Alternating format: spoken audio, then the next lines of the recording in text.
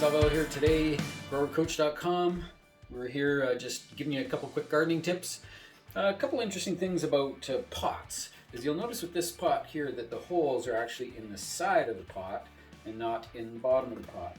So this is actually a superior design that was designed for nursery growing. So again, these are professional growers who developed these, and they've learned that actually it's easier to drain the water out of these side holes than it is to drain against or with gravity on these on the bottom holes. So it actually works much better, and it's just interesting. I guess the water drains down, trickles down, hits the bottom of the pot, and then it just trickles out to the edge and comes out the hole. Whereas sometimes if you just have holes in the bottom, the gravity's pulling the water down, but the water will bubble there and it won't actually release. It's like the tension of the water actually holds it in that one location. So so it doesn't always drain that much better. And then remember that the rocks in the bottom of the pot don't really work all that well and are not really needed.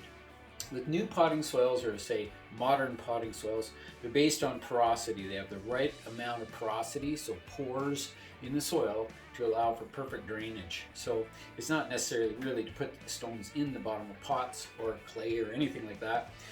The only reason that I ever do that is to counterbalance the weight of the plant. So sometimes you have a plant like a cactus or something and it's really heavy on the top. So then I put some big rocks in the bottom to give it this a bit of weight to hold the thing up, right? So anyway, that's my quick tip on pots today. I hope you guys have a great spring this year. Remember to check growercoach.com. Thanks for tuning in.